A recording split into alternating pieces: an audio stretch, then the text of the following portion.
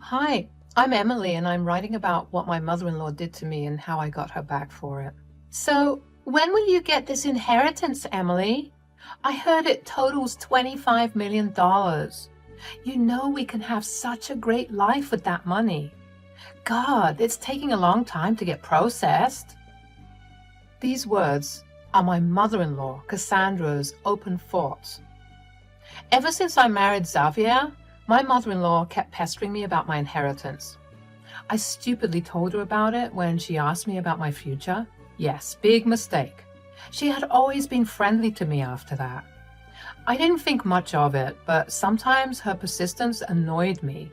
My husband, Xavier, and father-in-law, Joshua, always told Cassandra off. They said, Cassandra, you need to stop pestering her about the inheritance. It doesn't matter when or whether she gets it. It's none of our business. Yes, Mom, you're being super rude and annoying. We already have a pretty good life. Emily had a job and I have a good job as well. We are already supporting you and Dad financially. What more do you need? It's a lot of money, guys. You guys don't understand. We could have a much better lifestyle with it. We won't even have to live in this old house I inherited.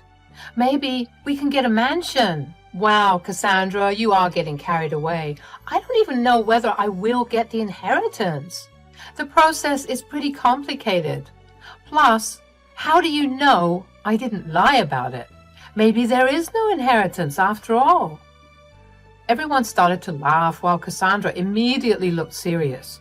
She didn't look amused at all. Instead, she gave me the dirtiest look possible.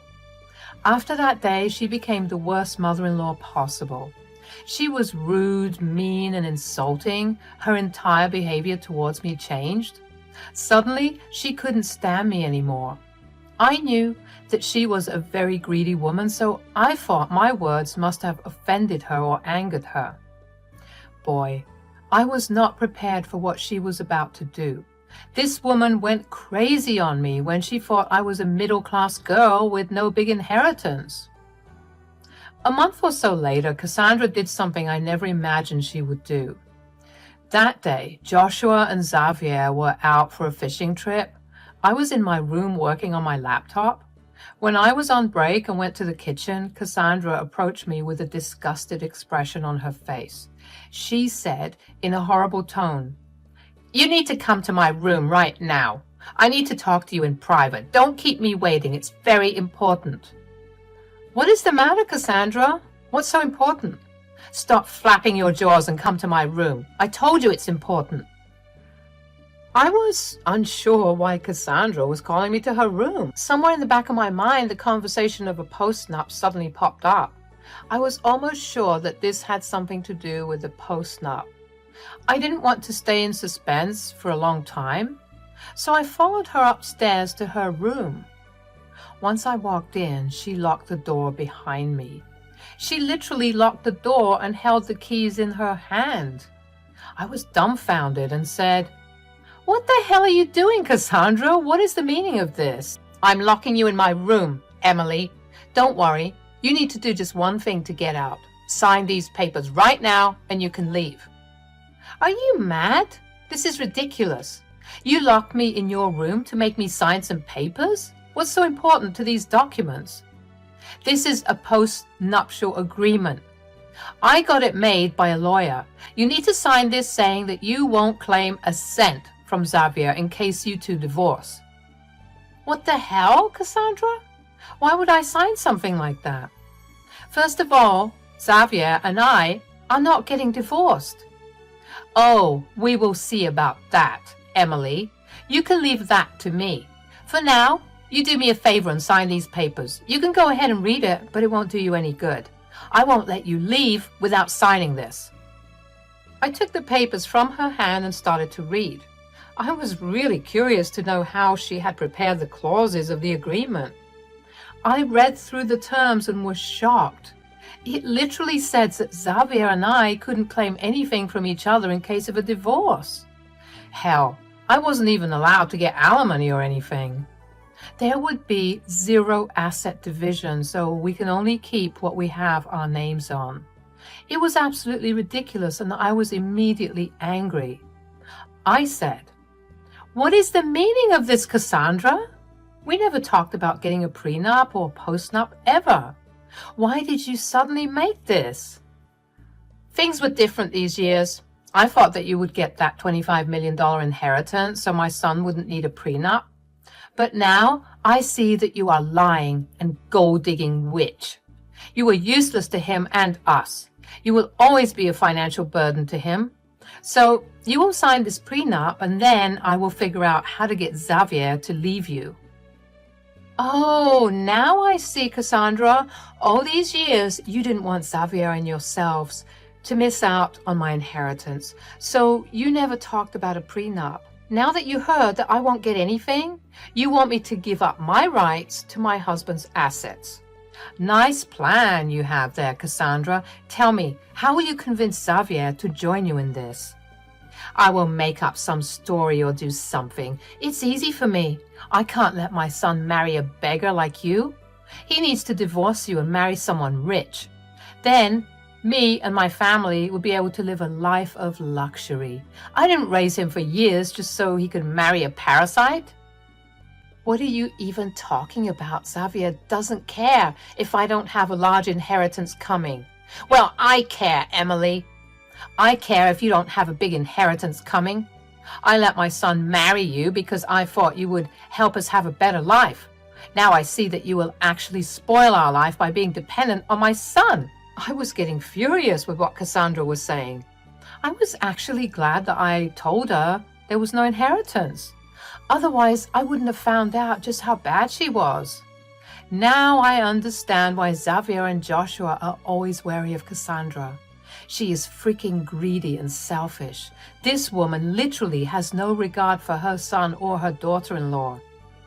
I highly doubt Xavier even knew about the postnup she wanted me to sign. I was ready to give her a piece of my mind. I knew she wouldn't let me leave if I didn't sign. So I let her feel powerful by making me sign the postnup. I said, "I don't want to sign a postnup, Cassandra. I need to protect myself too. If Xavier is in favor of a postnup, we will discuss it and get lawyers. I'm not signing whatever shit you're giving me." "Listen to me, Emily. I'm not letting you leave until you sign these papers. I can do this all day. Joshua and Xavier won't be back from their fishing trip anytime soon. And I know your boss is calling you to get back to work.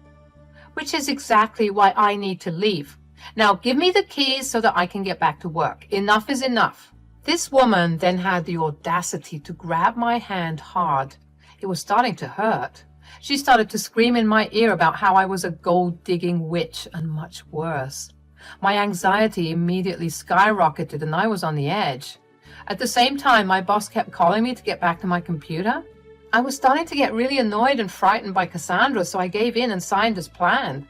Cassandra looked pleased with herself and finally let me go. As soon as the door was open, I dashed out and locked myself in the room. Then I called my boss and explained everything to her.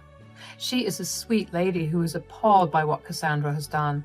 I told her that I might need some time off work to deal with my monster mother-in-law. She agreed and told me to take the day off. I then took pictures of the bruise that was forming from Cassandra's grabbing and holding me in her room. The more I looked at the mark, the angrier I became. Cassandra really crossed her limits today. I had no idea she was capable of this. I needed to take action and teach her a lesson. I didn't call Xavier that day because he and Joshua were far away. I didn't want to disturb them. Instead, I waited for them to return. Xavier and his father returned the next day in a good mood. They immediately became suspicious of me and Cassandra when we looked glum. They didn't know that we were upset for wholly different reasons. Xavier tried to ask me what was wrong. I told him to give me some time. Cassandra took that opportunity to call him and talk about the prenup.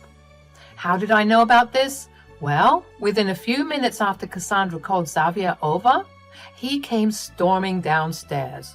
He looked pissed and said, "What the hell are these papers? Dad, are you involved in this as well?" "What are you talking about, Xavier? What papers? I don't understand." "It's a freaking postnup that Mom made for me and my wife. It is absolutely ridiculous." I have nothing to do with this, Xavier. This is the first time I've heard something like this. Cassandra, what is going on? What will she say, Dad? She's only defending herself and nothing else. I'm protecting you and us, Xavier. This wife of yours is absolutely worthless. She will never help us have a better life. Instead, she will suck you dry. She's a gold digger, Xavier. She lied to you about her inheritance. What are you saying, Mom? What does Emily's inheritance have anything to do with us? You don't understand, Xavier. I know women like her. She will do something to hurt you and then take all your money in a divorce. You need to sign this postnup and then divorce her when the time is right. Then you can look for a better woman who won't be absolutely broke. Xavier absolutely burst into a fit of rage when he heard that. He started to berate Cassandra, and even Joshua joined him. I couldn't believe what I was seeing. Xavier was a complete mama's boy, so I was unsure if he would take my side. But now I could see that not only Xavier but also Joshua was fighting for me. They didn't even know the truth about my inheritance. Xavier had assumed that there was some problem with my inheritance, so it won't come through. They didn't know that I actually received my inheritance yesterday. After fighting for a while, Xavier looked at me with a question in his eyes. He said, "Why did you sign the prenup, Emily? You should have waited for me to come and solve this. You knew I would never agree with something like that. Why did you let Mom get away with this?" I know you wouldn't have asked for a postnup, Xavier. I trust you. You have always taken care of me without any conditions. I really did want to discuss the postnup with you, but I wasn't allowed to do that. Cassandra cornered me and shut me in her room with herself. Then she grabbed me by my hand and wouldn't let go until I signed the papers. I didn't have a choice. I was forced to give my signature. Xavier and Joshua were stunned to hear what I said. What concerned them even more was that Cassandra didn't even deny it or try to defend herself. She looked awfully confident and proud of what she had done. Meanwhile, my husband and father-in-law were furious. They looked at me with disbelief until I showed them the marks on my arm. Then, the two of them jumped at Cassandra. They said, "Mom, what the hell have you done to Emily? How dare you touch my wife? This is freaking assault. You literally bruised her." "Cassandra, you have gone absolutely insane. How the hell did you think this was the right way to behave?" "Why are you two yelling at me? I did what was right for my son. I couldn't have let this gold digger take advantage of him. I am your mother, Xavier. I did this with your best interest in my heart. You hurt my wife for me? That's what you're trying to say? How can you be so cruel? Just because Emily isn't getting her inheritance, that doesn't mean I will divorce her. I didn't freaking marry her for money." But you promised you would give us a better life, Xavier. You said you would allow us to live comfortably. How would that happen if you don't marry someone rich? "Cassandra, what is wrong with you? Xavier and Emily both take excellent care of us. Why the hell are you so greedy? Is this life not enough for you?" "Of course not. I know we can do better only if Xavier marries someone rich. With his status and job, he can easily find someone rich. Just think of how better our life would be." At that point, Xavier and Joshua started to scream and yell at Cassandra. After arguing with them for some time, Cassandra finally realized that she had been backed into a corner. She realized that Joshua and Xavier wouldn't take her side, so she decided to manipulate them with tears. She started to cry out loudly and said, "How dare you make me the villain? I was only trying to do what was best for everyone. I want a better life and I deserve it. I let you all live in my house and this is how you repay me. You do realize that this house is now a marital asset and I am equally entitled to it, right? I have every right to be here. I made Emily move in here so that we can take care of you. We literally shoulder all of our and your expenses, Mom. No one here is freeloading at your house. Actually, you know what? After what you've done, I don't think I'll financially continue to support you anymore. I'm done. Me and Emily will move out next month. I plan to move out too, Cassandra. All these years I put up with your greedy behavior because you never escalated.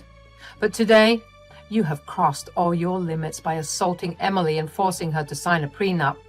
I don't want to be with such a vile woman right now.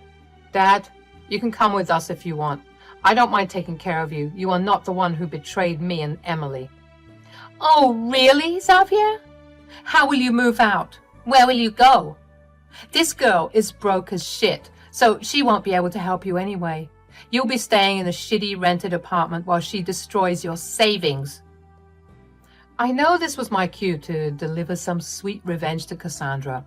At this point, I knew that Cassandra needed a wake-up call to see how stupid she was, so before Xavier could say anything, I said, "You won't have to worry about that, Cassandra. I will be perfectly capable of housing all three of us. It won't be a problem at all." Don't make me laugh, Emily. You don't even have a good job that will feed all three of you. Without my house, you will have nowhere to go. You are nothing but a broke gold digger. Actually, no, I'm neither broke nor a gold digger. I am actually quite rich if you consider the $25 million that I have right now. I mean, not all of it is in money, but I do have plenty. What are you talking about? You said there was no inheritance, and you lied about it. I was bored and irritated with your pestering, Cassandra, so I jokingly said that there was no inheritance. I had no idea it would trigger you this bad and reveal your true face. Trust me, Cassandra.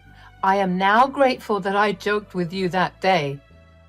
Cassandra was absolutely dumbfounded by what I said. Even Xavier and Joshua were a little surprised by what I said. I saw that the wheels were turning in Cassandra's head already. She was trying to figure out what she could do to make me her friend again. She started to awkwardly laugh and said, "Oh my God, you were joking? You were so silly, Emily. I thought you were serious about not having an inheritance." "That was very naughty of you, Emily. You should have said that sooner. We could have avoided all this trouble." "Oh, really, Cassandra? If I told you that I was joking, you wouldn't have made the post-nup, right? And you wouldn't have tried to destroy my marriage, I guess." "I got a little carried away, Emily. I really shouldn't have been so harsh. God, I didn't even give you a chance to explain yourself. That was super rude of me. Here, see, I have torn up the post-nup. We don't have to worry about that anymore." "No, Cassandra, you don't have to worry about my inheritance anymore. There is no way I am ever having a relationship with you again. If Xavier is still okay with us moving out and cutting contact, I am in this as well." "Oh, we are definitely moving out, Emily. Mom has done enough to show us how greedy she is. I won't let her take advantage of you after all she has done. We will move by this month, and that's final. Dad will be going with us as well." Cassandra found herself in deep trouble this day. All three of us were firm in our decision to leave. Me and Xavier were already looking at houses and found one about 1 hour away. Within a month, we finalized the deal and were all set to move in. Buying a house and moving in within a month is super easy when you have money. Thankfully, we had plenty at that point. As decided, Joshua was also moving in with us. We were going to take care of him while he divorced Cassandra. Yes, he made that decision on his own and already filed for divorce that month itself. Cassandra did her best to convince us to stay. She begged us for forgiveness and even cried about her sorry state. She did own a house but didn't have any source of income. She couldn't even claim alimony because Joshua depended on Xavier for money. So neither Joshua nor Cassandra qualified for alimony. In a sick turn of events, Joshua ended up getting half ownership of Cassandra's house because it was acquired after marriage. This meant that she was forced to sell the place. She didn't have the money to buy Joshua out. It was hilarious to see Cassandra lose her own inheritance while trying to get a share of mine. Their divorce took a year because the judge ordered separation. Cassandra cried a lot because she didn't have money to feed herself. She had to sell the house fast to get the money to support herself. Still, she needed to get a job and earn money. Meanwhile, as soon as the divorce was finalized and Joshua got his money, he moved into a small apartment. He didn't want to intrude on our privacy, so he moved out. But we still support him financially because we can.